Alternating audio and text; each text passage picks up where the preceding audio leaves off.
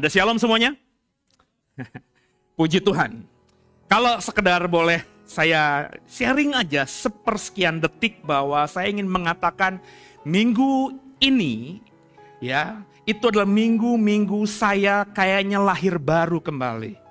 Lahir baru bukan berarti kemarin saya tidak bertobat dengan sungguh, tapi kayaknya ada energi spiritual yang sedang menjangkiti kalau kata orang dunia, tapi saya bilang itu menguasai saya.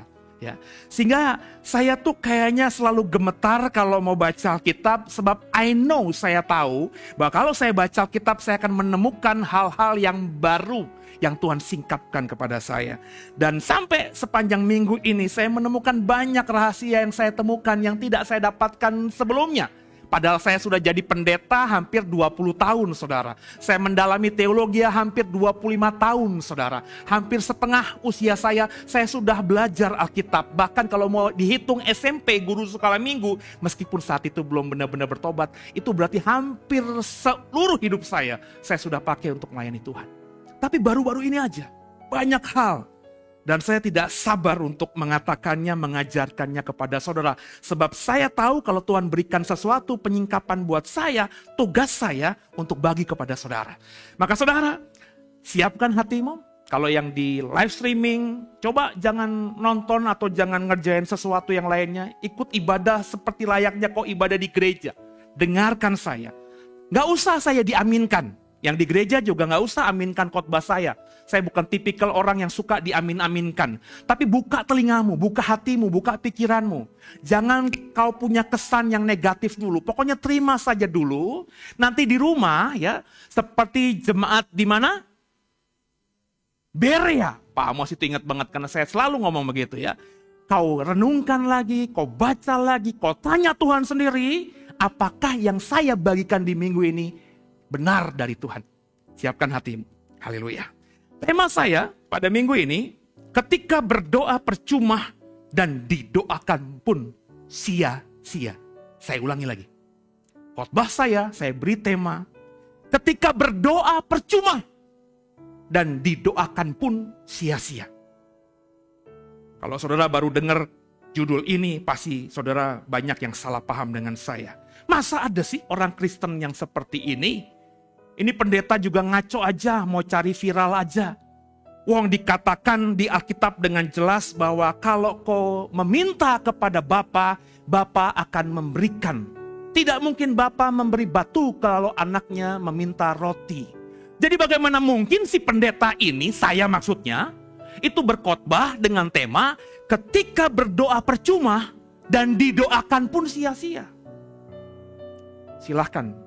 Kalau kau sudah negatif itu kepada saya. Dan dengarkan saya, kalau kau dengar khotbah pendeta siapapun, kau sudah negatif di awal. Mau pendeta itu ngomong benar sekalipun, mengekspos dengan benar sekalipun, kau tidak akan sampai pada kebenaran yang sejati. Jadilah seperti seorang murid, saudara. Kalau kau tidak sejahtera dengan saya, imani bahwa saya adalah alatnya Tuhan. Sikap seperti itulah yang harus kau tanamkan dalam diri. Nah, kekasih Tuhan, biji mata Tuhan. Pertanyaannya, kenapa alasan saya bikin tema seperti itu? Kok berdoa percuma sih, Pak? Kok didoakan orang percuma sih, Pak? Lalu kalau gitu, itu gereja-gereja yang buat altar call, terus orang maju ke depan, didoakan pendeta, itu bisa loh Pak ya. Pendetanya tumpangi tangan, tapi doanya gak akan terjadi apa-apa. Saya berani ngomong, bisa. Yeremia 11 ayat 14. Kalau Bapak Ibu ikuti tadarusan Alkitab bersama saya di channel YouTube The Warriors hari-hari kemarin, Bapak Ibu udah ngerti karena saya mendapatkan sesuatu ini juga dari tadarusan. Itu makanya saya berkali-kali bilang Bapak Ibu, saya jujur ya di atas ya tidak di atas tidak. Alkitab saya ini dari Kejadian sampai Wahyu udah berkali-kali saya baca. Mungkin lebih dari 5 kali saya baca bolak-balik saudara. Secara sistematis. Tapi ketika saya memimpin tadarusan Alkitab yang Bapak bisa ikuti di channel YouTube The Warriors kita, itu tetap aja saudara setiap saya baca, meskipun saya tahu nih, ini kalimatnya begini nih, ini ayatnya ngomong begini nih. Tapi Tuhan selalu kasih rema. Itu kenapa saya selalu berkata firman Tuhan itu hidup. Jadi jangan belagu bilang sama banyak orang, gue tahu. Lu gak tahu apa-apa soal firman Tuhan. Kalau kau bilang saya sudah tahu, maka Tuhan tidak akan singkapkan hal-hal yang baru kepada saudara. Artinya, kalau kau bilang Alkitab saya sudah saya tahu, maka sampai mati kau baca Alkitab, yang didapatkan dirimu ya hanya segitu-gitu aja. Kalau saya nggak gitu, sorry ya Pak, dibandingkan Bapak Ibu, ilmu teologi saya mungkin lebih hebat dari saudara.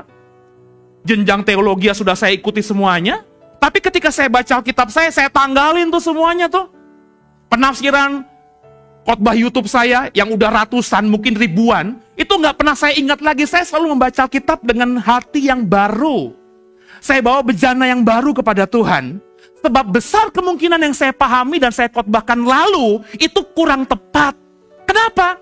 Ya karena ternyata saat itu saya hanya tahunya cuma segitu. Anak SD diajar sama bapak ibunya, makan telur ya. Telur itu bagus buat fisikmu, buat tubuhmu, buat pertumbuhanmu.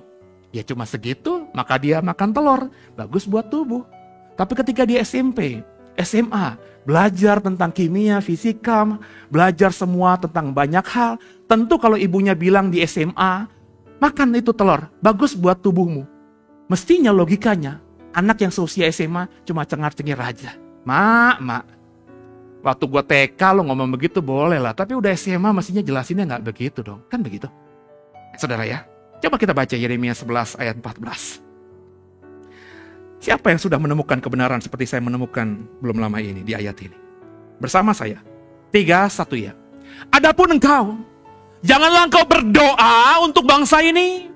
Janganlah naikkan permohonan dan doa untuk mereka. Sebab aku, kata Tuhan, tidak akan mendengarkan pada waktu mereka berseru kepadaku karena malapetaka mereka. Konteks ceritanya, latar ceritanya, kenapa ayat ini muncul? Yehuda sedang akan mau dihukum Tuhan dengan malapetaka yang sangat luar biasa. Yeremia, nabinya Tuhan loh nih, yang tahu lebih dulu bahwa malapetaka akan terjadi atas bangsa yang dia cintai, yakni Yehuda. Tentu sebagai seorang nabi, dia mau mendoakan bangsanya. Benar ya? Maka Yeremia mulai berpuasa, mulai mengaduh, mulai meratap, memohon belas kasihan Tuhan agar hukuman yang dia tahu Tuhan sedang rencanakan terjadi atas Yehuda dibatalkan sama Tuhan. Ayat ini muncul. Yeremia hambaku. Bahasa saya kalau kita bawa dalam konteks 2023, ngapain lo doa? Lu capek-capek puasa 40 hari. Lu doa sampai sujud, sampai lututmu kapalan. Lu gak membasuh kepalamu sehingga kau dekil in the kumel pun. Doa yang lo panjatkan bahkan 24 jam dalam sehari, 7 kali 24 jam dalam seminggu, 30 kali 24 jam dalam sebulan, 365 hari dalam setahun. Tidak akan kudengarkan doamu itu, Yeremia. Bahkan kalau kau melihat ada bangsa yang sedang kuhukum itu nanti berdoa memohon belas kasihan kepadaku, aku pun tidak akan pernah mau mendengarkan mereka lagi. Gue berani yakin, lu gak pernah denger khotbah model begini sebelumnya.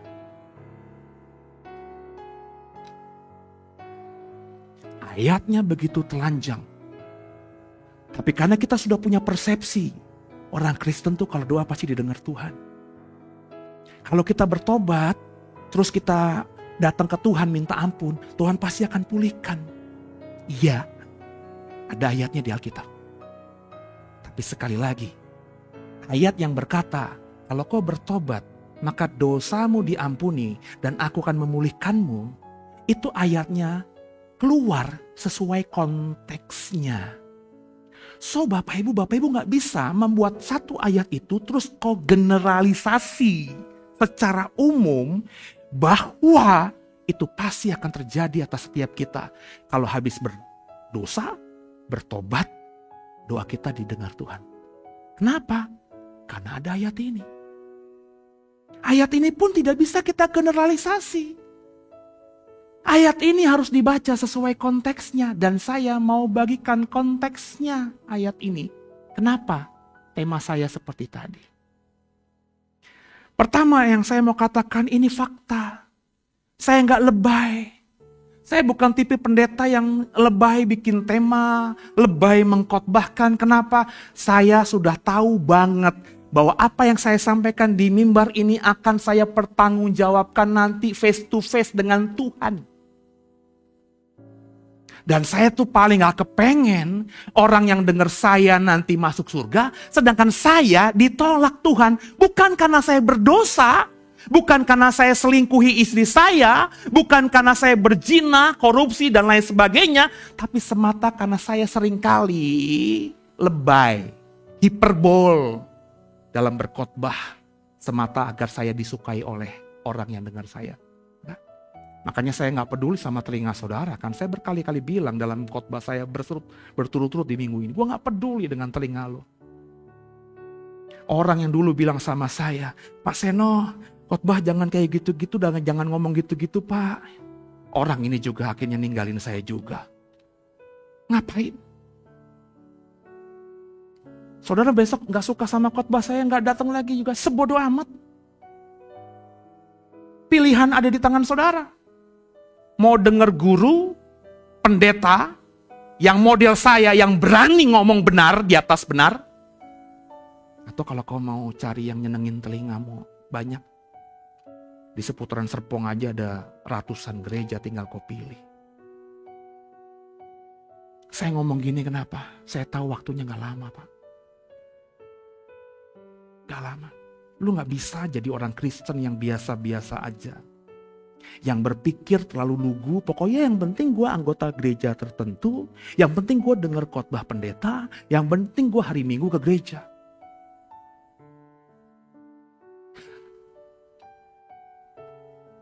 Orang kalau habis buat dosa, hari Minggu ke gereja dia. Tapi Senin buat dosa lagi. Model begini akan diampuni Tuhan. Pak, malapetaka yang Yehuda alami sebentar lagi dalam ayat ini, yang Yeremia tahu apa? Dihancurkan sama sebuah negeri yang jauh sekali, yang namanya Babilonia. Di tadarusan, saya selalu berkata, Pak, kalau baca ayat, pakai imajinasi. Saya kasih contoh dalam tadarusan itu. Andai kata Indonesia mau berperang dengan Singapura.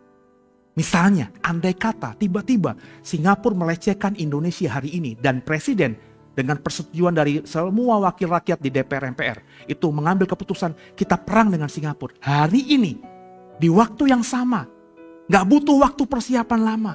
Tinggal angkat telepon kepada Panglima Tentara Nasional Indonesia untuk mengarahkan semua peralatan tempur Indonesia dan semua tentara Indonesia untuk menyerang Singapura.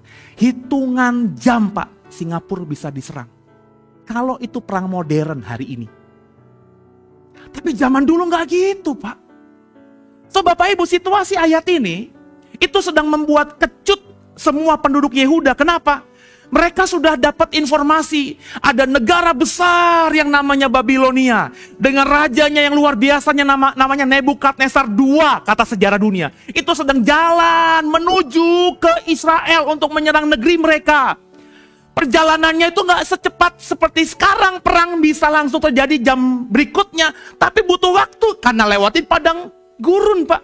Entah seminggu kah, sebulan kah, namanya mengarahkan tentara yang ribuan, ratusan ribu di padang gurun dengan peralatan zaman dulu yang modalnya cuma kuda dan kereta.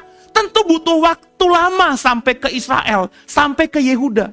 Maka berita-berita itu bahwa kita akan diserang, itu sudah membuat rakyat Yehuda semuanya ketakutan luar biasa. Andai saudara kalau baca Alkitab pakai imajinasi, saudara akan mengerti kebenaran dengan sungguh.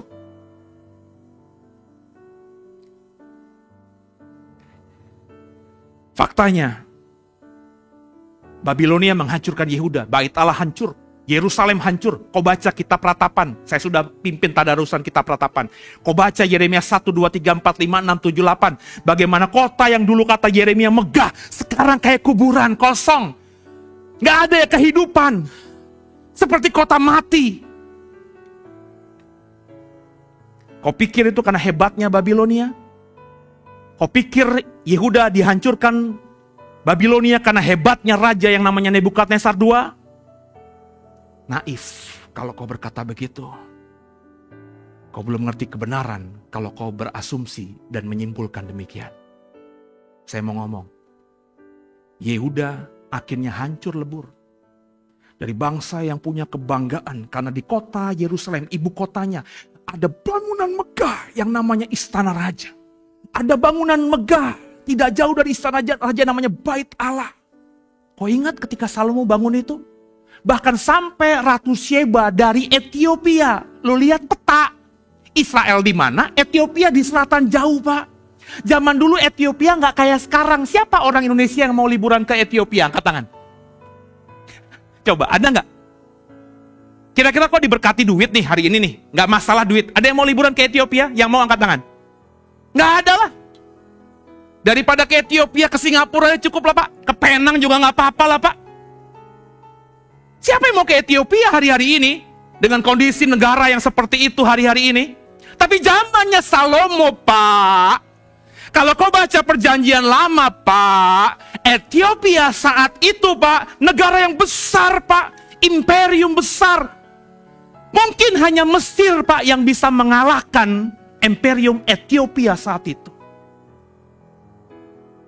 Ratu Sheba sampai-sampai datang ke Yerusalem untuk bertemu Raja Salomo, sekedar ingin membuktikan bahwa apa yang dia dengar tentang Bait Allah di Yerusalem, tentang istananya di Yerusalem, tentang raja yang katanya penuh hikmat itu benar.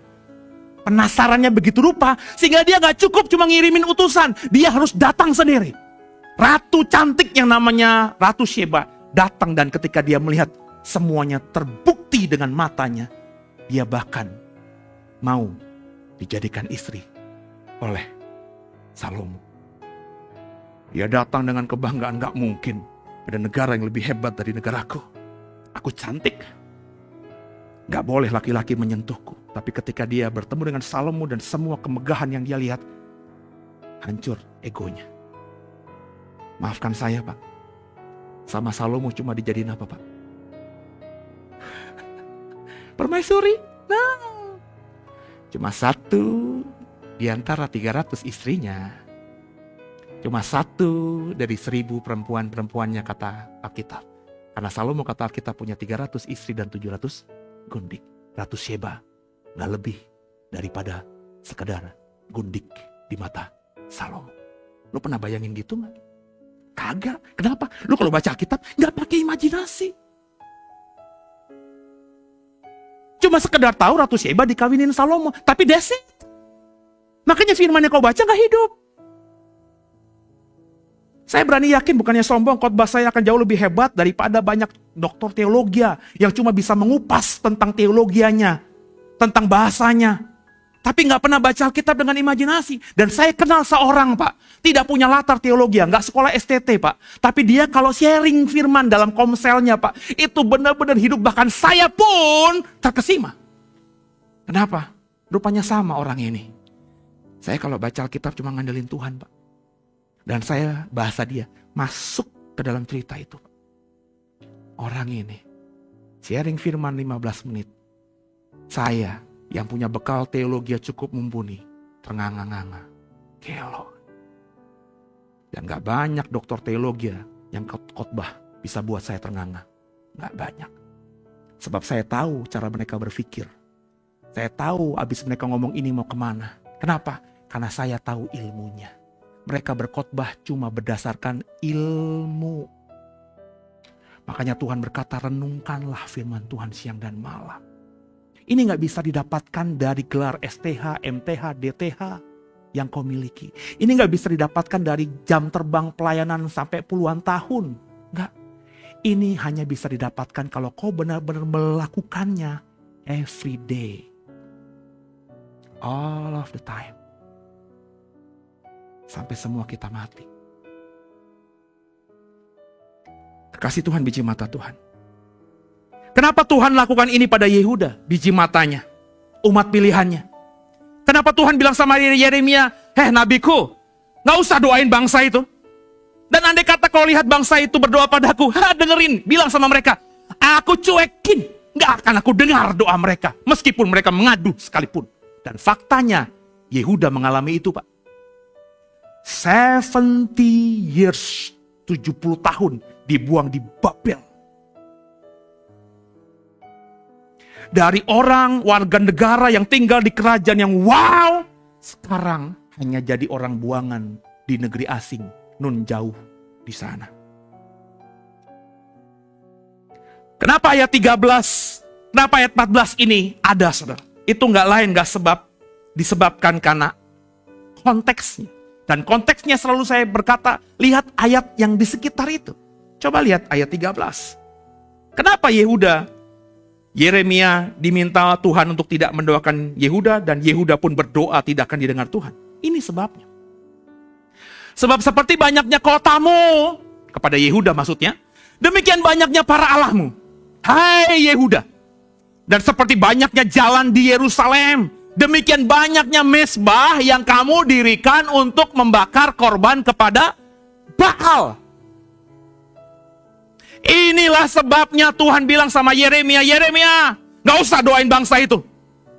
Bilang sama bangsa itu, gak usah juga beribadah kepadaku, gak usah juga ngelakuin apapun ritual, gak usah berdoa juga meminta belas kasihanku agar turun atas mereka. Kenapa? Karena Tuhan benar-benar sudah murka, sudah muak. Karena faktanya di ayat 13, sebanyaknya kotamu. Bapak Ibu tolong pahami ya, bahasa kota ini dalam terjemahannya kalau saya nggak tepat. Ini maksudnya desa, tempat ada orang kumpul beberapa keluarga, desa. Itu yang paling tepat terjemahannya. Seberapa banyak desa di kerajaanmu ini?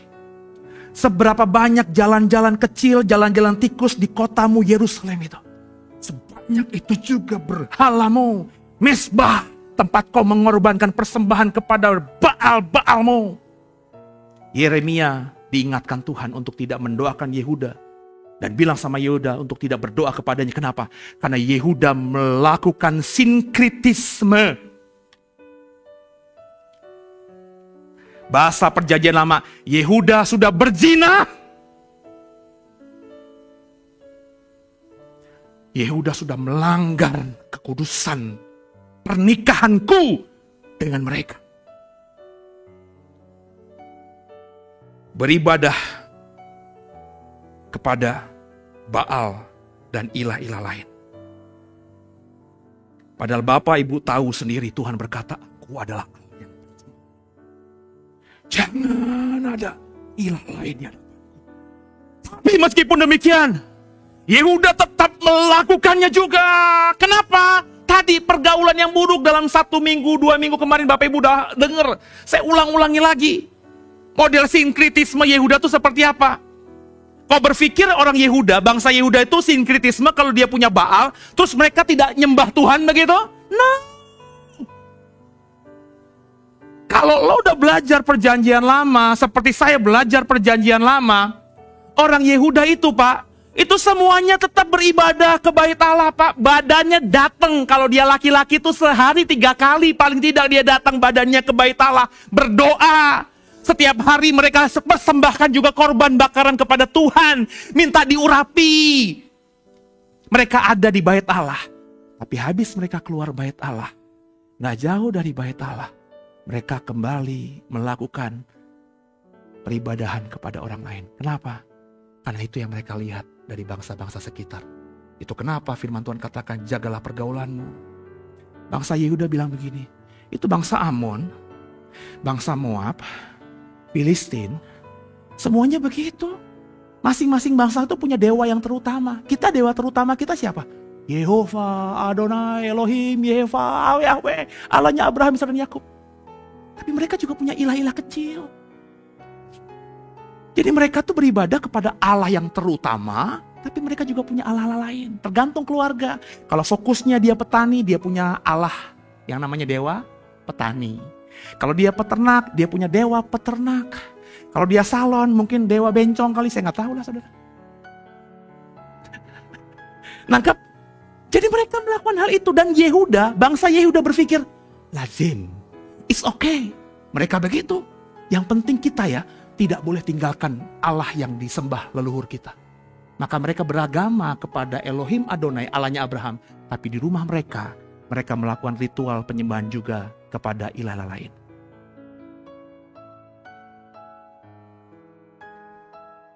Itu makanya berkali-kali saya bilang, bangga loh ke gereja gitu. Sorry. Andai kata Tuhan izinkan bangku-bangku yang kosong nanti penuh, tidak akan membuat saya besar kepala, bahkan 1 milisenti pun. No.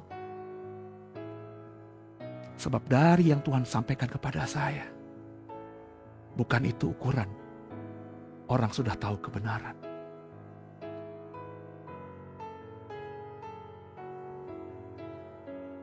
Kekasih Tuhan, mereka terus lakukan itu.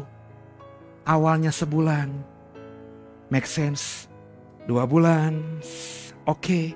Akhirnya menjadi habit. Imam-imam waktu awal-awal melihat bangsa Yehuda kok punya Baal-Baal, dia murka, dia marah.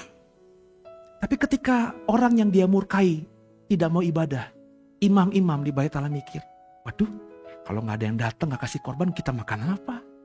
Akhirnya mulai memaklumi. Ya udah nggak apa-apa deh. Kita nggak usah singgung-singgung ya, rapat imam. Nggak usah singgung-singgung. Yang penting mereka selama mereka masih ke Bait Allah, selama mereka masih menganggap kita imamnya mereka, fine. Akhirnya dosa satu orang, satu keluarga besar menjadi dosa satu bangsa yang sebenarnya kita tahu adalah biji matanya Tuhan. Saya khotbah begini karena saya lihat itu sedang terjadi di antara kita orang Kristen.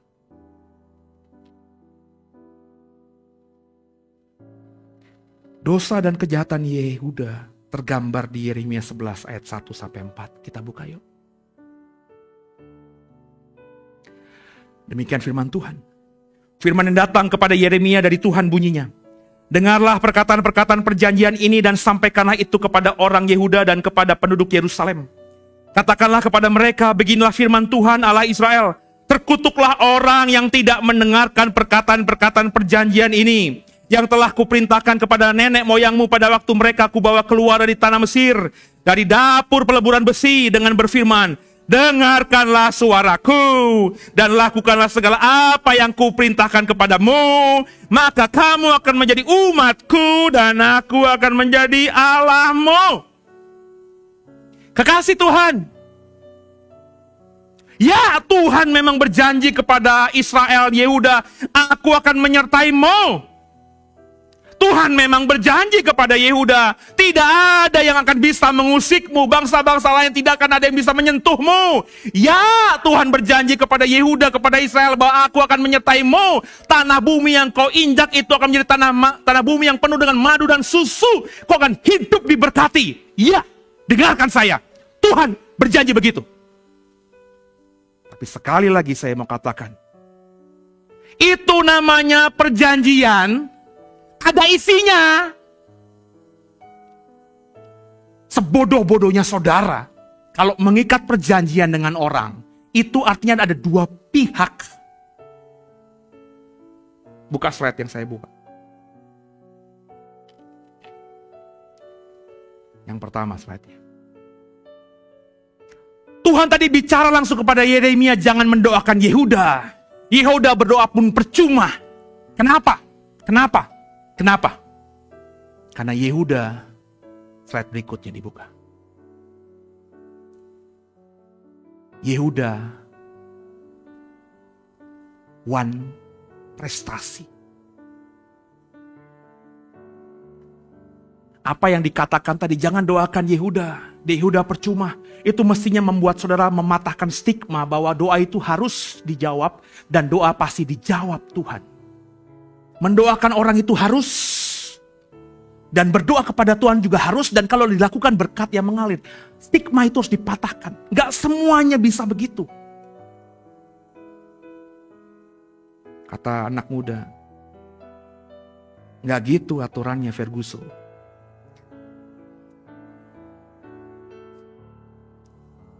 Coba slide berikutnya. Isi perjanjiannya apa yang barusan kita baca tadi? Yehuda harus dengarkan Tuhan dan lakukan perintah Tuhan. Maka kalau Yehuda melakukan, Tuhan berjanji, Yehuda akan jadi umatku dan aku akan menjadi Allah bagi mereka. Yehuda dengarkan Tuhan? Yehuda lakukan perintah Tuhan? Ya, mereka melakukan. Tapi mereka tidak presisi. Itulah yang namanya dosa. Dosa itu berarti tidak presisi menjalankan apa yang Tuhan perintahkan. Yehuda satu sisi masih menyembah kepada Allah. Itu kan benar dilakukan dan sesuai perintah Tuhan. Tapi mereka tidak presisi. Karena mereka faktanya mereka punya ilah-ilah lain. Itulah dosa.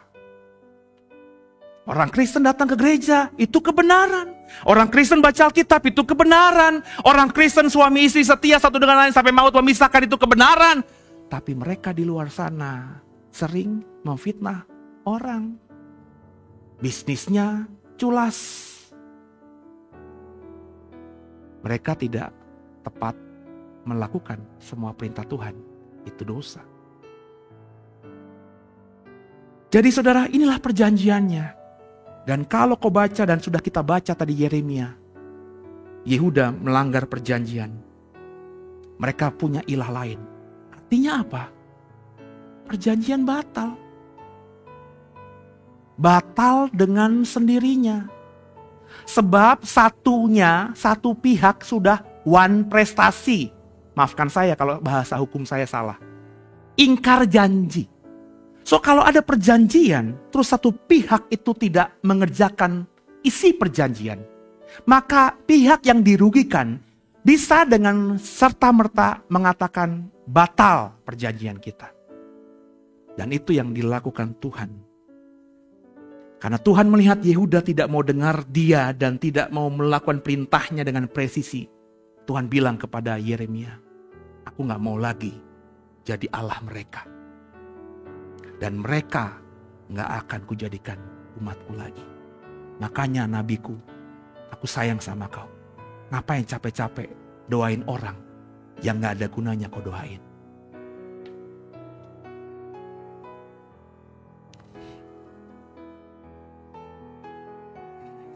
Kita sering dengar Israel di padang gurun keras kepala, bebal, tegar tengkuk.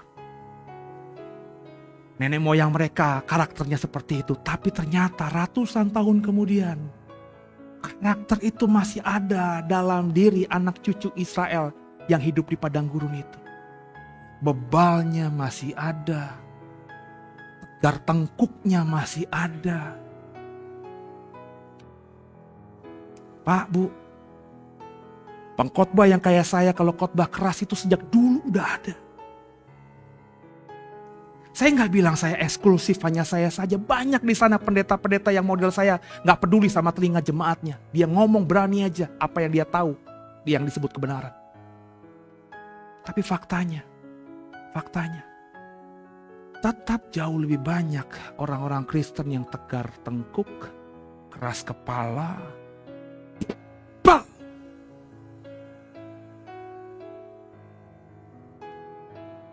Akhirnya Tuhan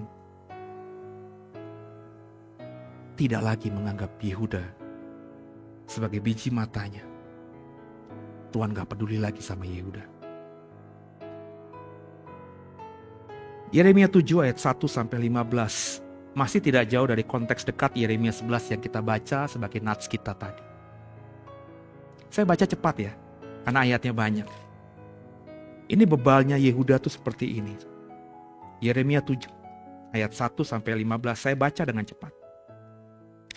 Firman yang datang kepada Yeremia daripada Tuhan bunyinya, berdirilah di pintu gerbang rumah Tuhan. Serukanlah di sana firman ini, katakanlah, dengarlah firman Tuhan, hai sekalian orang Yehuda yang masuk melalui pintu gerbang ini untuk sujud menyembah kepada Tuhan. Beginilah firman Tuhan semesta alam Allah Israel. Perbaikilah tingkah lakumu dan perbuatanmu. Maka aku mau diam bersama-sama kamu di tempat ini, di bait Allah ini. Janganlah percaya kepada perkataan dusta yang berbunyi, ini bait Tuhan, bait Tuhan, bait Tuhan. Melainkan jika kamu sungguh-sungguh memperbaiki tingkah lakumu dan perbuatanmu. Jika kamu sungguh-sungguh melaksanakan keadilan di antara kamu masing-masing. Tidak menindas orang asing, yatim dan janda. Tidak menumpahkan darah orang yang tidak bersalah di tempat ini. Tidak mengikuti Allah lain yang menjadi kemalanganmu sendiri. Maka aku mau diam bersama-sama kamu di tempat ini. Di tanah yang telah kuberikan kepada nenek moyangmu. Dari dahulu kala sampai selama-lamanya. Tapi sesungguhnya kamu percaya kepada perkataan dusta yang tidak memberi faedah. Masakan kamu mencuri, membunuh, berzina, bersumpah palsu, membakar korban kepada Baal, dan mengikuti Allah lain yang tidak kamu kenal. Kemudian kamu datang berdiri di hadapanku, di rumah yang atasnya namaku diserukan, sambil berkata, kita selamat, supaya dapat pula mengerjakan segala perbuatan yang keji ini. Sudahkah menjadi sarang penyamun di matamu rumah yang atasnya namaku diserukan ini? Kalau aku sendiri melihat semuanya, demikianlah firman Tuhan. Tapi baiklah pergi dahulu ke tempatku yang di Silo itu, di mana aku membuat namaku diam dahulu. Dan lihatlah apa yang telah kulakukan kepadanya karena kejahatan umatku Israel.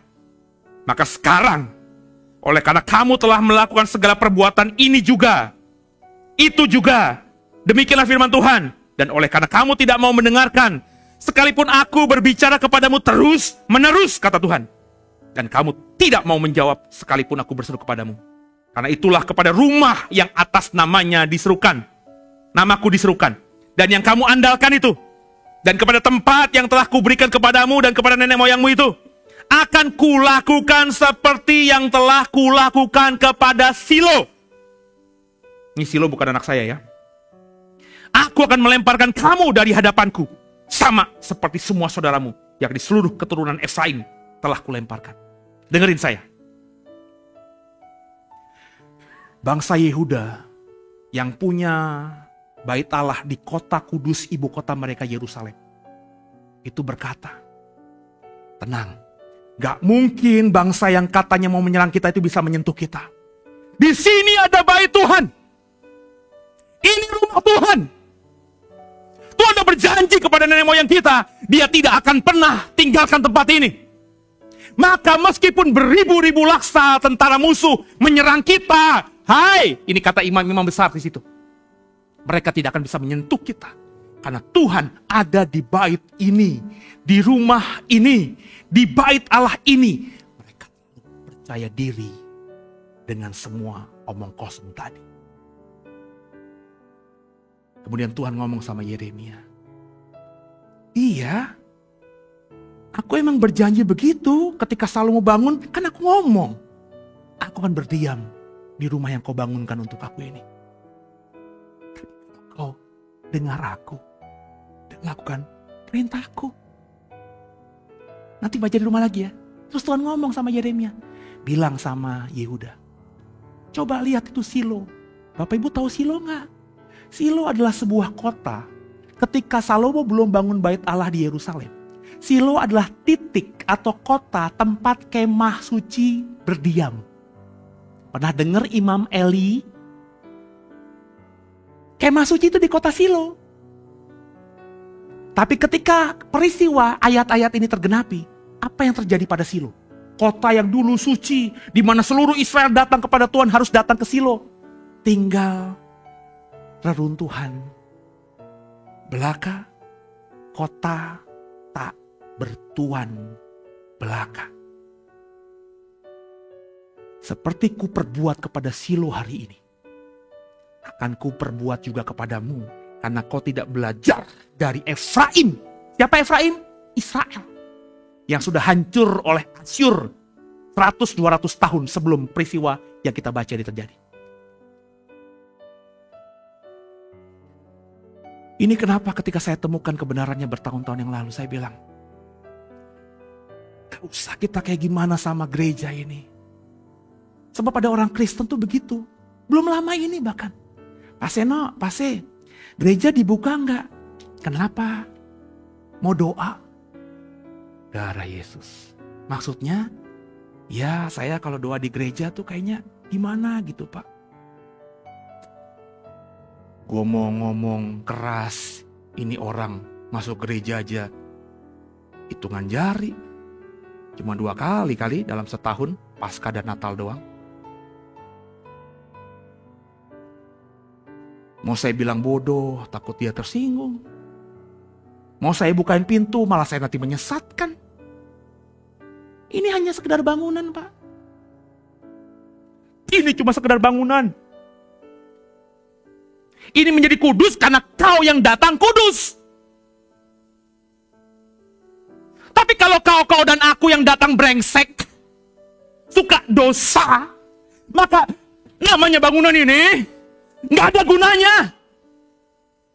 Lo mau doa, sujud, gulung-gulung di tempat ini, kalau hatimu busuk,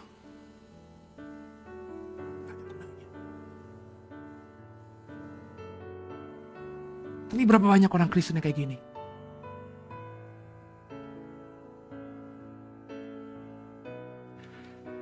Cuma radikal luar yang saya bilang itu. Dalamnya tempe.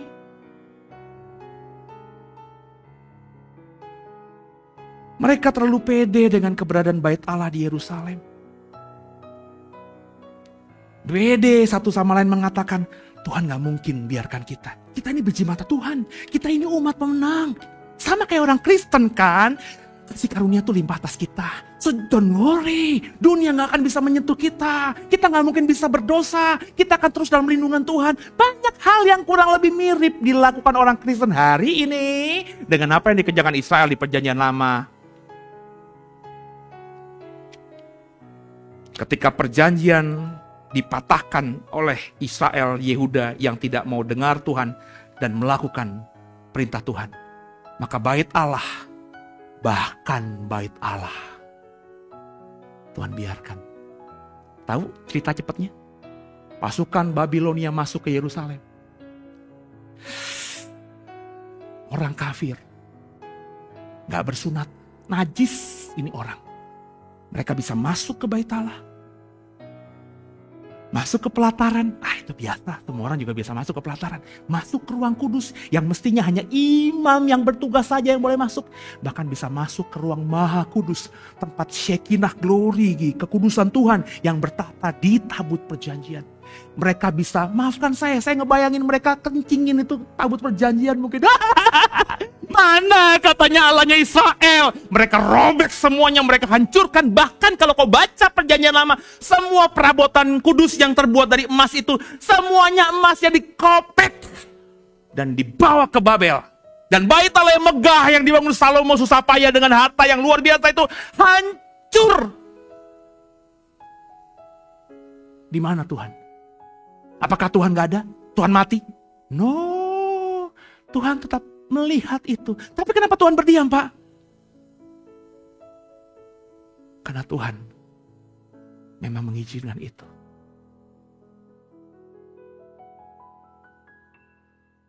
Saya pakai antum kalung salib. Maksudnya juga sebagai contoh. Bagus gak pakai kalung salib? Bagus. Ini yang bukan emas, yang harganya cuma cepeceng di Shopee. Apalagi kalau kau pakai yang emas, berlian. Saya pakai supaya saudara ngerti. Sekedar salib. So gak usah gitu nanti kalau mau melakukan sesuatu.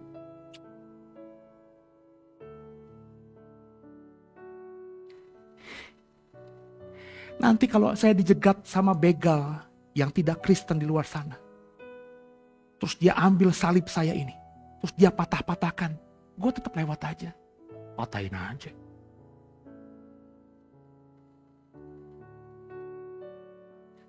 Jangan beriman bodoh, saudara.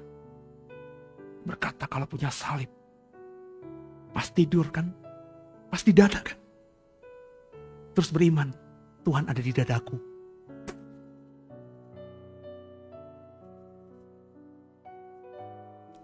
Saya ngomong gini karena kan kalau udah pernah dengar khotbah gue kan gue pernah bilang, gue pernah ketemu orang yang rumahnya tidak terlalu besar. Cuma cukup paling tidak lebih besar dari saya. Dan setiap ruangannya ada salibnya. Ruang tamu ada salibnya. Karena saya mengurapi rumah kan, maka saya datang ke semua kamarnya kan. Kamar-kamarnya ada salibnya. Kamar utama, kamar anak. Saya memang mengurapi WC-nya, tapi dari luar saja kan. Saya doalah, Tuhan urapi tempat ini bukan tempat najis Tuhan. Dan aku juga doa ke depan gak ada yang celaka, gak ada yang jatuh, gak ada yang kepleset. Tempat ini tempat yang mulia. Terus saya lewatin, habis saya urapi, habis dijamu dengan makan siang, saya numpang ke WC. Mau buang air kecil. Pas saya buang air kecil, saya belum perhatikan. Baru setelah saya selesai, saya ke samping dikit ada wastafel. Dari kaca saya lihat. Salib, men. For the first time saya lihat ada orang naruh salib di WC. Dan dia bangga. Dulu masih di gereja lama. Saya bilang, itu di salib, di WC ada salib. Nah Bapak lihat salib doang. Bapak gak lihat itu di kaca di atas pintu kamar mandi? Ada apa? Ada jamuan, Pak. Dan minyak urapan. Saya mau nangis. Gimana? Saya mau bilang itu gak boleh. Itu semua pendeta-pendeta di sana ngajarinnya model begitu. Saya cuma bilang, Tuhan, gue mesti gimana nih? Dan benar saya lihat. Di setiap lemari ada botol minyak urapan gereja itu. Dan perjamuan di sudutnya. Dia bilang, yang ada minyak dan anggur Pak, gak akan dirusakkan. Tak lama kemudian, saya dapat kabar, usahanya kebakaran.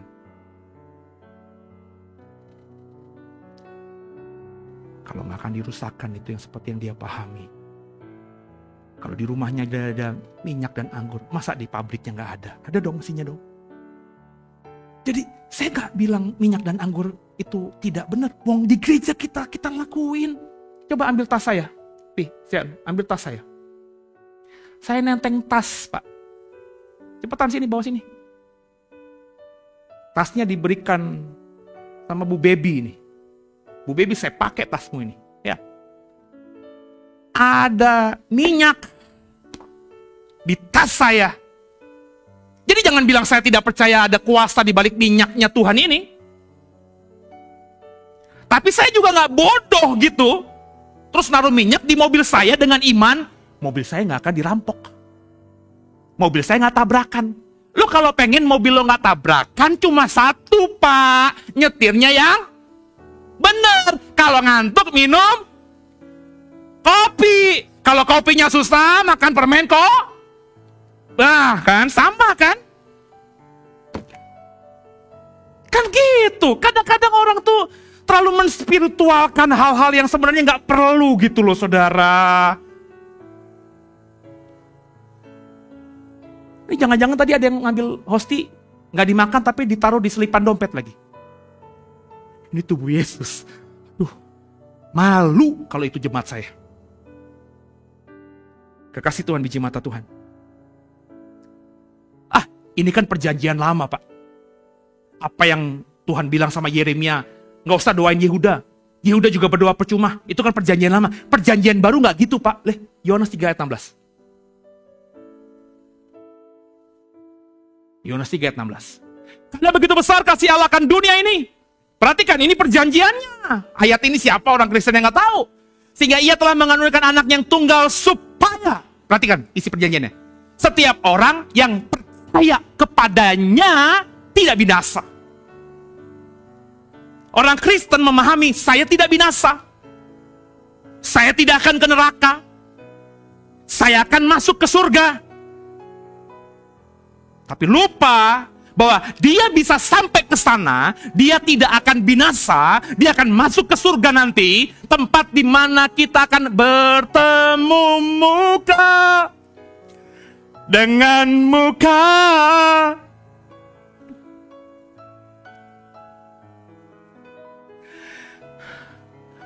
tuh mimpinya itu. Makanya gue khotbah begini tanpa peduli lu suka gak suka, itu karena gue kepengen lu seperti itu bisa ke sana. Tapi dengerin saya ini, lu harus percaya. Nah, percaya tuh problemnya bukan cuma Jesus, I believe in you, keluar dari mulutmu, Yesus Tuhan. Bukan seperti itu, teman.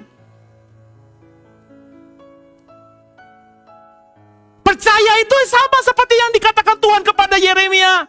Harus dengarkan aku dan melakukan semua perintahku.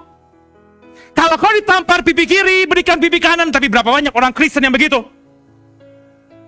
Itu yang kemarin anaknya bikin anak orang sampai gak sadar diri. Dari namanya kayaknya Kristen tuh. Sorry men, kalau saya salah. Orang yang nembak orang, padahal dia bisa melakukan hal-hal yang lain yang mestinya bisa menghukum orang yang dianggap salah itu. Kristen tuh.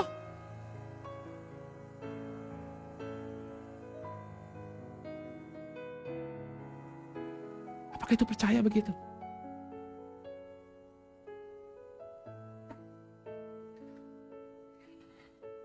Binasa sering dibayangkan dengan maut. Roma 6 ayat 23, upah dosa adalah maut. Coba buka slide berikutnya, Fer. Nanti. Perjanjian di ayat ini ada. Isi perjanjiannya kita harus percaya kepada Tuhan, maka kita tidak akan binasa. Bedanya dengan Yeremia tadi apa? Sama-sama perjanjian. Firman Tuhan katakan di Roma 6 ayat 23, saya ulangi lagi. Upah dosa adalah maut. Orang Israel di zaman Yeremia tidak dengarkan Tuhan, tidak lakukan perintahnya. Maka Tuhan bilang, aku gak mau jadi lagi Tuhan mereka dan aku gak mau jadikan mereka umatku. Akhirnya Israel mengalami yang saya sebutkan maut. Bapak Ibu ingat khotbah saya minggu lalu? Apa itu maut? Maut adalah mengalami keterpisahan dari Tuhan. Selama 70 tahun Tuhan gak mau dengar soal Israel. Padahal ketika mereka dibuang di Babel, ada orang hebat namanya siapa? Daniel, Sadrak, Mesak, Abednego. Bapak tahu itu? Ibu tahu itu? Pertanyaan, apakah Daniel ketika di Babel dia tidak mendoakan agar bangsanya segera dipulihkan Tuhan kembali ke Yerusalem? Apakah lo gak pernah ngebayangin mereka berempat itu sambil mereka makan-makan, kita doa yuk. Yang lainnya emang bejat tuh, gak mau doa. Tapi kita berdoa, yuk kita doa. Apakah mereka gak berdoa bagi keselamatan bangsanya? Supaya Yehuda bisa dipulihkan dan kembali ke Yerusalem? Mereka lakukan, Pak. Saya berani yakin Daniel melakukan itu bersyafaat bagi negerinya. Tapi tetap saja 70 tahun mereka ada di Babel. Seolah-olah doanya Daniel, Sadrak, Mesak, Abednego dan iman mereka gak menyebabkan pemulihan terhadap bangsanya.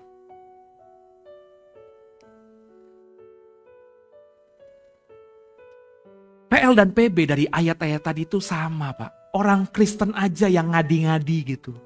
Yang bilang PL dan PB beda. Kalau orang Kristen kebanyakan saya masih bisa maklumi, tapi kalau ada pengkhotbah, udah levelnya pengkhotbah, ngomong di mimbar lagi, pakai titel pendeta dan gelar teologi di pejeng di belakang namanya lagi, terus bilang PL dan PB itu beda, Tuhan PL dan Tuhan PB itu beda, hukum PL dan hukum PB itu beda, hukum Taurat dan hukum kasih karunia itu beda. Tampilan luarnya memang beda, tapi kalau lo dalemin, benar-benar merenungkan, ada bedanya. Di PL Yeremia ketika Yehuda melanggar Tuhan, melanggar perjanjian, Tuhan gak mau dengar doa apapun soal Yehuda. Bahkan doa Nabi pun, doa Yeremia pun gak mau didengar. Bagaimana dengan di PB? Apa sama hukumnya jika kita melanggar perjanjian dengan Tuhan di Yohanes 3 ayat 16 ini? Maka orang percaya akan dihukum Tuhan juga.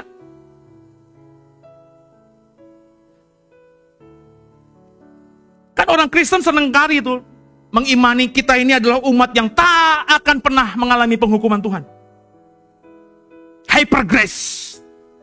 Buat dosa sebajingan-bajingannya, Tuhan pasti akan ampuni. Karena Tuhan tidak lagi melihat dosa yang kita lakukan, tapi Tuhan melihat kita yang sudah ditebusnya. Aduh, bahasa khotbahnya keren banget itu. Dan jangan bilang saya nggak tahu khotbah-khotbah dan pendeta-pendeta yang ngajar model begini. Saya tahu cukup dalam soal semua itu. Pak, emang ada Pak hukuman Tuhan seperti yang dilakukan Tuhan di zaman Yeremia? Bahwa doain Israel nggak ada gunanya, Israel berdoa juga percuma. Ada. Jangan keraskan hatimu. Dalam waktu yang sisa ini, saya coba cepat. 1 Yohanes 5 ayat 16-17. Sama-sama saya. Kalau ada seorang melihat saudaranya, perhatikan ya, saudaranya, bukan orang lain. Dalam konteksnya berarti saudaranya ini sesama orang percaya. Kalau ada seseorang melihat saudaranya berbuat dosa, yaitu dosa yang tidak mendatangkan maut, hendaklah ia berdoa kepada Allah dan dia akan memberikan hidup kepadanya, yaitu mereka yang berbuat dosa yang tidak mendatangkan maut. Ada dosa yang mendatangkan maut, tentang itu tidak kukatakan bahwa ia harus berdoa. Ayat 17. Semua kejahatan adalah dosa. Tapi ada dosa yang tidak mendatangkan maut. Saya berani yakin ayat ini sering buat saudara bingung. Roma 6:23, upah dosa adalah maut. Berarti kita asumsikan semua pelanggaran yang menyakitkan hati Tuhan, semua kelakuan kita yang tidak sesuai firman Tuhan, itu dosa. Dan upah dosa, kata Alkitab, semuanya maut. Lah ini kok di 1 Yohanes 5 ada dosa yang mendatangkan maut, ada dosa yang tidak mendatangkan maut. Dalam pelayanan saya 20 tahun ini berkali-kali saya ditanya begini, apalagi kalau saya mimpin kelas, saya ngajar di kelas gitu ya. Seingat saya punya jawabannya. Tapi saya bertobat, jawaban saya itu salah. Sekarang saya mau kasih tahu jawaban yang benarnya. Coba munculin lagi ayat 16. Kalimat terakhirnya. Atau saya baca aja. Kalau ada seorang melihat saudaranya berbuat dosa, yaitu dosa yang tidak mendatangkan maut, hendaklah ia berdoa kepada Allah dan dia akan memberikan hidup kepadanya, yaitu mereka yang berdosa atau berbuat dosa yang tidak mendatangkan maut. Jadi kalau Bapak Ibu lihat saudaramu orang Kristen, dia melakukan dosa yang tidak mendatangkan maut, kau doa untuk dia. Tuhan, lembutkan hatinya. Jamah dia Tuhan. Supaya dia ngerti bahwa apa yang dilakukannya selama ini salah. Kata Tuhan, kalau ia berdoa kepada Allah, maka Allah dia akan memberikan hidup kepadanya, kepada orang yang kita doakan, yaitu kepada mereka yang berbuat dosa yang tidak mendatangkan maut. Nangkap di sini? Karena ini pengajaran yang dalam nih. Nangkap? Saya ulangi lagi. Kita lihat saudara kita, orang Kristen. Terus kita tahu ini salah nih. Dia buat dosa. Dan menurut kita, ini dosa yang tidak mendatangkan maut. Maka Bapak Ibu, kalau kau punya hati untuk orang ini, saudaramu ini, doalah untuk dia. Bersyafaatlah untuk dia. Tuhan, ampuni dia. Lawat dia Tuhan. Dia salah Tuhan. Tuhan jamah, aku sudah berkali-kali ingetin tapi dia gak mau dengar. Tuhan lawat dia, Tuhan lawat dia. Kalau kau mengasihi dia, Tuhan, baca ayatnya, akan memberi hidup kepada orang yang kita doakan tadi. Sehingga akhirnya orang itu yang tadinya berbuat dosa yang tidak mendatangkan maut bisa bertobat dan pulih. Nangkep ya? Ini dipahami orang Kristen semuanya. Tapi kalimat berikutnya banyak orang gak perhatikan. Kalimat berikutnya apa di ayat ini? Ada dosa yang mendatangkan maut. Koma atau titik 2. Tentang itu, tentang apa maksudnya? Tentang dosa yang mendatangkan maut, tidak kukatakan bahwa ia harus berdoa. Ini ayat saya baca berkali-kali ketika saya dapatkan kebenaran. Gue renungin lagi. Gue gak ngerti, gue tutup Alkitab gue ngerjain yang lainnya. Terus habis udah fresh, udah gak inget-inget pusingnya soal ayat ini, saya baca lagi. Masih gak ngerti juga, gue tutup Alkitab gue nyiram kembang. Gue putusin kaki-kaki jangkrik untuk gue kasih makan ke burung murai gue. Gue lakuin hal-hal lain. Kenapa? Gue belum nemu kebenarannya. Sumpah, bingung karena ini akan merubah paradigma teologi saya selama ini. Sampai suatu waktu saya baca. Terus Tuhan bilang, ini loh maksudnya Sen. Kok bodohnya kuadrat ya Sen? Tentang dosa yang mendatangkan maut. Ia atau kamu gak harus berdoa. Maksudnya gini. Tuhan ngomong di hati saya, Sen, kalau kau lihat saudaramu buat dosa, dan kau bilang itu dosa yang tidak mendatangkan maut, doakan. Doamu penuh kuasa. Lewat doamu, dia akan kupulihkan. Aku memberi hidup buatnya. Tapi kalau kau lihat saudaramu, Sen, dan dia menurutmu, Sen, melakukan dosa yang mendatangkan maut, dengarkan aku. Gak usah doain dia. Saya berhenti di sini. Saya bisa digebukin sama orang Kristen di luar sana yang gak ngerti. Tapi saya mau jelaskan buat saudara. Karena aku mengasihimu dengan sungguh. Dosa yang mendatangkan maut ini sama seperti dosa yang dilakukan Yehuda yang kita baca tadi berkali-kali di Yeremia 11. Kenapa di ayat ini Tuhan bilang kepada Yohanes, gak usah berdoa buat orang yang sedang berdosa yang mendatangkan maut. Tuhan bukain tadi Yeremia. Sama kayak Yehuda itu. Mereka sedang melakukan dosa yang mendatangkan maut. Makanya aku bilang kepada nabiku Yeremia, gak usah doakan mereka. Gak usah juga peduli sama mereka. Biarin aja. Mereka mau berdoa pun tetap gak akan ku dengarkan. Wah, ketika saya dapat penyingkapan itu, saya terkejut jujur saja saudara. Saya berpikir kemudian, wah kalau begitu saya harus tahu dosa yang mendatangkan maut dan dosa yang tidak mendatangkan maut itu apa. Sehingga ke depan saya gak akan habiskan waktu untuk mendoakan orang yang sedang berdosa yang mendatangkan maut. Bener kan? Sebab kalau saya berdoain, saya mengasihi dia nih. Tapi dia sedang melakukan dosa yang mendatangkan maut dan dia menikmati itu. Saya doa sampai kapalan, saya doa sampai kurus kering karena puasa untuk dia. Gak akan pernah doa saya didengar Tuhan. Nah, sekarang kita mesti samain dulu nih pemahaman persepsi mautnya nih. Sebab saya bilang tadi di Roma 6 ayat 23, upah dosa adalah. Lah kalau semua upah dosa adalah maut, kok ada dosa yang tidak mendatangkan maut? Itu kan aneh saudara. Pernah gak saudara kritisi itu? Nah saudara, jadi yang saya mau katakan di sini saudara. Kita ingin coba mengupasnya dengan sungguh.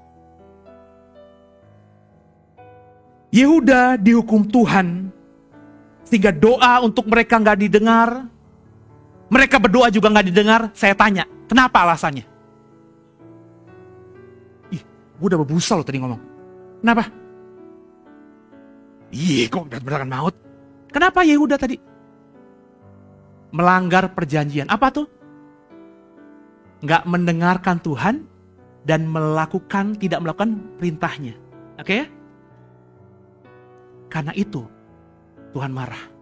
Dan kalau kau baca lebih spesifik lagi, ekspresi apa di mana Tuhan berkata, lu gak mau denger aku, lu gak ngelakuin perintahku. Kenapa? Yang Tuhan bilang tadi, di semua desamu, di semua jalan-jalan di kotamu, itu sama dengan banyaknya ilah-ilah. Benar ya? Jadi Yehuda, Amsyong, ada nabi hebat doain gak akan didengar Tuhan. Mereka berdoa, bertobat juga gak dipulihkan Tuhan. Karena mereka punya ilah lain. Nangkep di sini? Hubungkan dengan ayat ini. Ah, gak ada Pak. Gak ada ngomongin berhala di sini Pak. Makanya baca lengkap. Pahami ayat sesuai konteksnya. Lanjutkan ayat 18 sampai 21.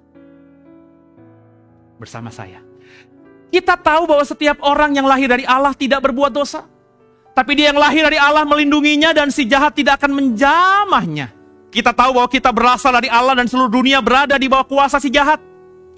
Akan tapi kita tahu bahwa anak Allah telah datang dan telah mengaruniakan pengertian kepada kita supaya kita mengenal yang benar.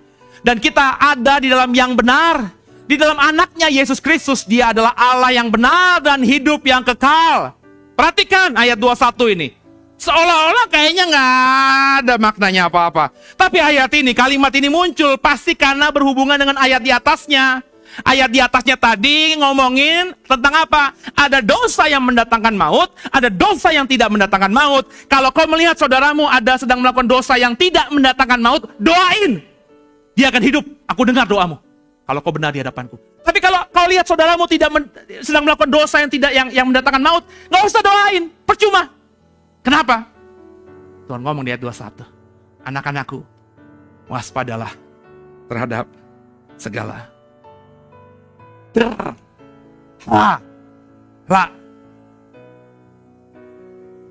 ketika saya dibukain ini, baru gue ngerti. Oh, ini dia. Selama ini saya kesulitan menjawab. Pak, katanya Roma 6:23 upah dosa adalah maut, Pak. Berarti semua dosa besar kecil kan maut ya, Pak ya? Upahnya kan maut ya, Pak ya?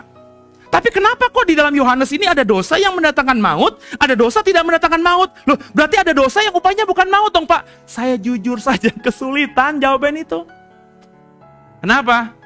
Karena saya cuma dapat bekal dari apa yang sudah saya dapatkan dari dosen-dosen saya, dari guru-guru saya yang mengatakan bahwa dosa yang mendatangkan maut itu dosa yang menolak anak Allah. Ada memang ayatnya, tapi nggak spesifik ngomongin soal dosa yang tidak mendatangkan maut. Itu ayat benar dipakai untuk menjelaskan tentang dosa yang mendatangkan maut. Tapi ini clear, konteksnya ngomong itu.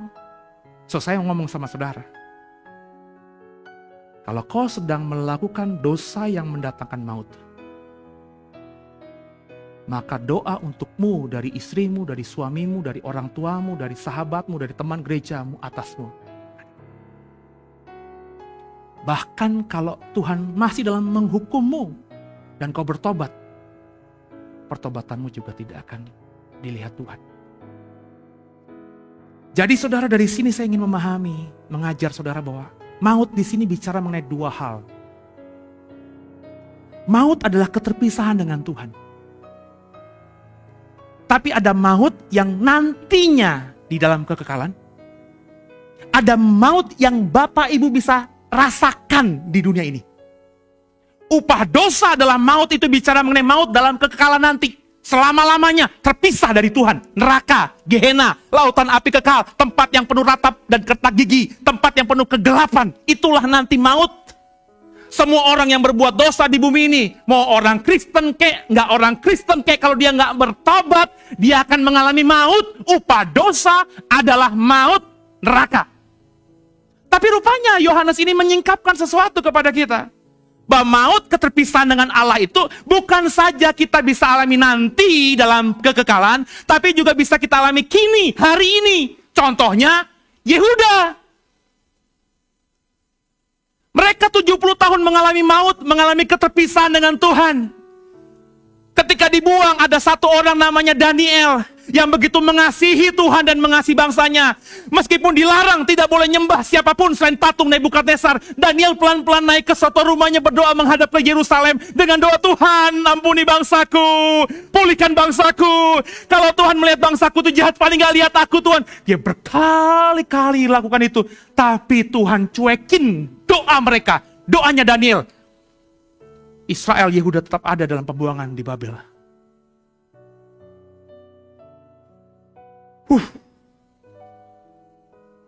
Ternyata perjanjian baru juga mengatakan itu. 1 Yohanes ini adalah dosa atau maut yang kita alami di bumi. Jadi ada kondisi gara-gara dosa. Kau tidak terpisah dari Tuhan. Dosa yang tidak mendatangkan maut. Tapi ada dosa yang kau lakukan di bumi yang membuatmu memang terpisah dari Tuhan. Dosa yang mendatangkan maut. Nangkep ya? Bedanya cuma satu. Clear. Yeremia clear, Yohanes clear. Bahwa dosa yang mendatangkan maut itu karena kau melakukan sinkritisme, melakukan perjinahan, gak setia sama Tuhan. Bahasa ayat 21, kau punya berhala. Slide berikutnya.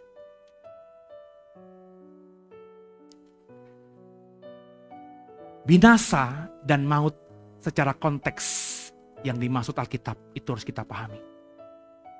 Upah dosa adalah maut, itu binasa, keterpisahan dengan Tuhan di dalam kekekalan. Kalau kau tidak bertobat dari dosamu di bumi ini. Tapi keterpisahan dengan Allah bisa kau alami di bumi ini. Sehingga kalau kau sedang mengalami keterpisahan dengan Allah di bumi ini, mau pendeta kayak siapapun doain dirimu, para pensyafaat nabinya Tuhan, semua orang tumpangi tangan dirimu, kamu gak akan pernah dipulihkan Tuhan. Slide berikutnya. Maut keterpisahan dari Allah atau dijauhi Allah. Namun ada bedanya. Ada maut yang bersifat kekal dalam kekalan, yakni neraka kekal. Ada maut yang bersifat temporer sementara di dalam kehidupan di bumi ini. Kesalahan selama ini kita menyamakannya, menggeneralisasi soal maut ini.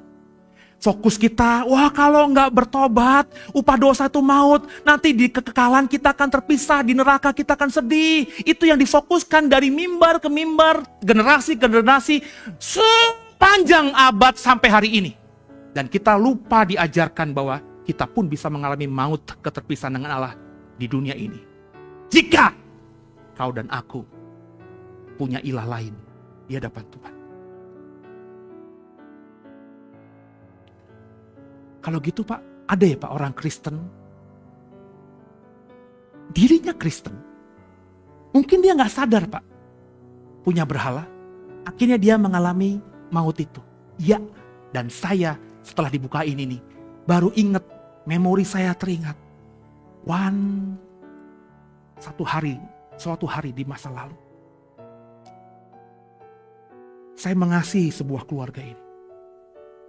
Entah kenapa, meskipun saya tahu mereka jahat di mata Tuhan, tapi saya sayang sama mereka. So, saya doakan. Setiap mereka telepon saya, bahkan malam-malam, tengah malam saya layani. Tapi waktu berjalan, saya merasa, kok apa yang saya kerjakan melayani keluarga ini dengan konseling sampai tengah malam, mendoakan dia, berpuasa untuk keluarga ini, kok kayaknya saya tadinya berpikir, mereka gak beriman. Tapi mereka ke gereja. Lululah pemahaman saya. Sampai saya berpikir, apa gue yang berdosa ya? Kok doa gue gak manjur gitu? Sampai kemarin saya masih bertanya-tanya, why? Baru saya nemukan ini. Dan saya berani berkata kepada saudara, orang yang dulu saya doain, effort saya untuk keluarga ini tidak pernah saya ulangi lagi sampai sekarang. Keluarga ini akan hancur.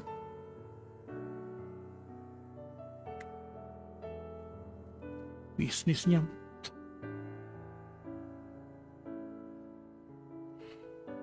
saya tahu akhirnya kenapa doa saya gak dijawab Tuhan. Ketika saya doain mereka dengan tulus, saya gak peka.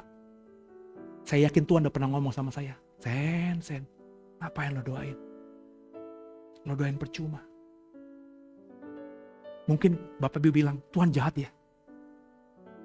Nah, itu emang Tuhan.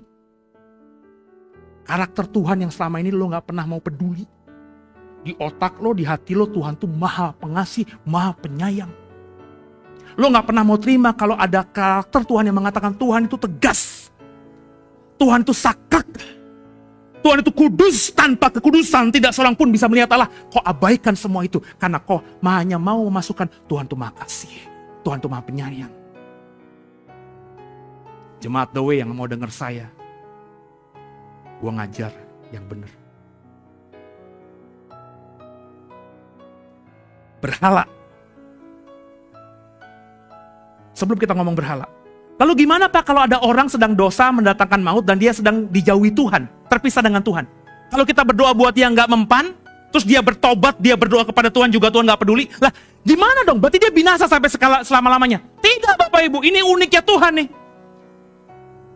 Kan Yehuda kan Tuhan hukum kan? Pak Bu, saya minta direspon doang, gini-gini gitu Bapak Ibu. Ya. Supaya gue ngerti, lo ngerti omongan gue gitu. Lo diem aja kan, gue udah berbusa-busa gini, kayak lo gak menghargai gue gitu. Kalau di live streaming ya peduli lah, gue gak lihat kan. Bapak Ibu tahu kan, Tuhan tuh marah sama Yehuda. Sehingga bilang sama Yeremia, lo gak usah doain dia, gak usah doain mereka. Mereka bertobat, mereka berdoa juga, gak akan gue denger. Faktanya Tuhan biarkan Israel begitu saja, 70 tahun. Jauh, Tuhan jauhi mereka. Tuhan gak peduli sama mereka, tutup kuping rapat-rapat, tidak mau dengar mereka. Itu fakta. Tapi pertanyaan saya, tolong jawab. Akhirnya Yehuda dipulihkan gak? Udah pernah baca siapa yang pimpin Israel atau Yehuda kembali dari Babel ke Yerusalem? Lo berpikir itu akibat doa dari nabi-nabi? Doa dari pemimpin? Kalau lo bilang iya, lo gak baca Alkitab sungguh. Itu ujuk-ujuk saja. Tiba-tiba lahirlah kaisar baru dari Persia yang menguasai Babilonia, yang namanya Kores. Kalau kau baca, Kores itu meskipun kaisar kafir, Tuhan bilang, ini hambaku. Kok bisa kaisar kafir dibilang hambanya Tuhan? Karena Tuhan pakai dia untuk memberikan akhirnya pengampunannya kepada Yehuda. Tinggal lewat Kores dia bikin dekrit, keputusan, bahwa semua orang Yehuda yang mau kembali ke Babel jangan dilarang. Bahkan apapun yang mereka minta untuk bisa kembali memugar bait Allah mereka, kuil mereka di Yerusalem, semua harus mendukungnya. Maka semua orang, pemimpin-pemimpin Yehuda kembali, dia bisa minta kayu, dia bisa minta emas. Mereka bawa semua harta itu ke Yerusalem karena dekritnya Kores, Raja Persia. Itu bukan karena doanya nabi-nabi, bukan. Karena waktu nih. Kecuali saudara yang mau nambah 2 jam lagi angkat tangan. Nggak mau kan? Udah panas semuanya pantatnya kan? Ayatnya ada nih. Saya cepat aja dalam 3 menit selesaiin. Itu karena tiba-tiba Tuhan bilang, oke, aku sudah menghukum mereka. Aku sekarang ampuni deh mereka. Bukan karena mereka baik. Tapi semata-mata karena aku ingat Abraham. Maka Israel Pak, Yehuda dipulihkan. Itu karena Tuhan merasa hukuman yang dia berikan kepada Yehuda enough. Kalau kau lihat ada saudaramu sedang berbuat dosa yang mendatangkan maut, percuma didoain. Sebab dia pulih cuma satu. Kalau Tuhan menganggap dia, hukuman yang dia berikan kepada orang ini sudah cukup. Nangkap saudara? Dan itu waktunya suka-sukanya Tuhan. Kalau gitu enak dong Pak. Jadi kalaupun dosa mendatangkan maut, aku terpisah dari Tuhan, dihukum Tuhan, tapi pandai nanti Tuhan pulihkan. Enak dasmu. Itu bahasa Ibrani tingkat tinggi. Enak dasmu. Dibuang ke Babel, gak punya apa-apa. Lu pikir enak? Dari punya rumah besar di Yerusalem, tiba-tiba di Babel menjadi pelarian, ngontrak sana, ngontrak sini. Emang enak? Jauh dari Tuhan emang enak? Lo doa gak didengar, emang enak? Lo miskin, udah kerja, tapi kok berkatnya itu habis gitu aja, emang enak? Lo melayani Tuhan, semangat, tapi kok habis melayani Tuhan garing, kering, kosong, emang enak? Emang enak gitu ketika sendiri, gak ada suara yang bisa membangunkan iman kita dengan perkataan di hati. Semangat nak, aku Allah Immanuel.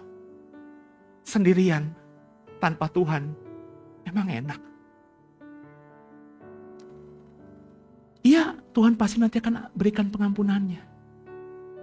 Tapi hukuman itu loh, kok jalani sendirian, emang enak?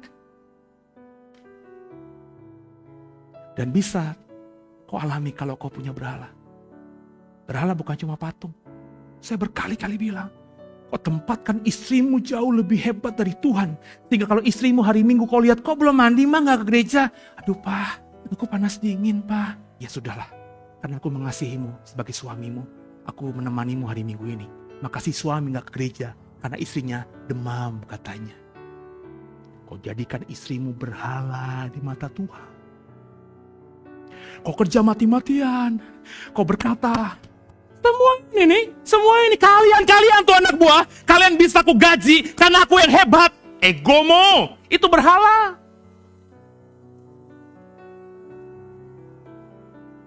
Kau punya mobil Ferrari petentang-petenteng, terus orang yang naik kijang kotak zaman tahun 80-an ada di samping lampu merah, terus dia senyum-senyum lihat, terus kau kere. Ferrarimu, egomu berhala. Bahkan teman-teman saya yang dikasihi Tuhan, pelayanan juga bisa jadi berhala. Khotbah sana, khotbah sini, diundang sana, diundang sini. Tiap hari kau habiskan untuk pelayanan sampai anak istrimu itu gak pernah merasakan kehangatanmu. Pulang ke rumah capek, udah tidur. Kalau istrimu goda-godain, Pak, kok aku gak dipeluk sih? Ma capek, aku habis pelayanan tau. Gak boleh lo gitu loh. Ini aku mengerjakan untuk Tuhan loh. Terus anakmu datang peluk dia, Pak, liburan ke Ancol dong, Pak. Utamakan Tuhan, nak. Ancol itu bisa kapan saja. Sehingga anakmu sampai usia SMA itu gak pernah tahu Ancol, padahal tinggal di Jakarta. Lo pikir lo pelayanan kayak gini? Aduh, kayak saya ngomong keras tuh, maafkan saya ya. Saya emosi nih. Udah benar. Saya hari Minggu gak mau diganggu, Pak. Tapi tanya anak saya. Tanya, nanti habis bertanya. Kalau dia bilang, Pak, ada film bagus, Pak. Oke, mau nonton? Iya, Pak. Kapan? Kapan gak ulangan? Saya usahain cari waktu di sore malam hari nemenin mereka nonton di bioskop. Saya udah bilang sama mereka, Minggu saya gak bisa diganggu. Adik saya cuma satu-satunya ketika mau nikah, Mas, aku nikah hari Minggu ya. Saya, bapak saya udah mati. Jadi saya jadi wakilnya, walinya. Saya bilang sama adik saya, Dok, gue sayang sama lo. Tapi udah berkali gue bilang ketika gue komit melayani Tuhan, hari Minggu, hari untuk Tuhan. Jadi kalau kau bikin acara pernikahan lo hari Minggu, gue gak bisa. Tapi kalau lo bikin hari Sabtu, hari Jumat, hari apapun, gue akan usahain batalin semua janji untuk dampingin lo di pernikahan. Dia bikin hari Sabtu. Saya cancel semua jadwal saya. Saat itu saya dapat jadwal keluar kota ke sebuah gereja yang ngundang saya sepanjang hari. Dan maafkan saya, tiket PP diberikan, tinggal di hotel bintang 5 dan pulang saya bisa dapat amplop tebel. Dan hari Sabtu itu saya cuma berdiri. Adik saya bikinnya di outdoor lagi. Gue pakai jas keren, ngucur keringet basah kuyup, besoknya masuk angin. Tapi gue lakuin. Karena saya gak mau jadikan pelayanan saya sebagai berhala. Apa berhalanya? Pak Andi berhalanya apa? Lo berhalanya apa, Di? Bisa anak loh. Bisa anak. Anak. Mau kemana ya? Mau kemana? Mau pergi ya? Iya. Anak bayi diajak ngomong. Oh, hari Minggu mau pergi ke Lembang ya? Oh, ke Lembang anak ini minta. Baru oe. Malas ke gereja. Anak lo berhala. Kalau kau gak bertobat, dengarkan saya. Tuhan nanti akan menganggap itu sebagai dosa yang mendatangkan maut. Amsyong. Kalau akhirnya di mata Tuhan, kau dianggap sedang melakukan dosa yang mendatangkan maut. Tolong dipahami. Nanti didengar lagi khotbahnya. Bapak Ibu yang jemaat The Way, hari Jumat besok kita ada Zoom. Kita ngomong, tanya jawab soal ini. Yang tidak sempat saya bagikan. Karena ada beberapa lembah lagi, yang kalau saya lanjutkan 2 jam lagi. Yang belum saya bagikan. Jadi saya undang semuanya, yang gak tahu linknya bisa hubungi nomor admin. Pak, saya mau belajar sama Pak Seno setiap hari Jumat malam lewat Zoom. Hubungi, nanti kita di Zoom, kita tanya jawab. Oke Bapak Ibu, Tuhan memberkati semua. Tundukkan kepala kita doa.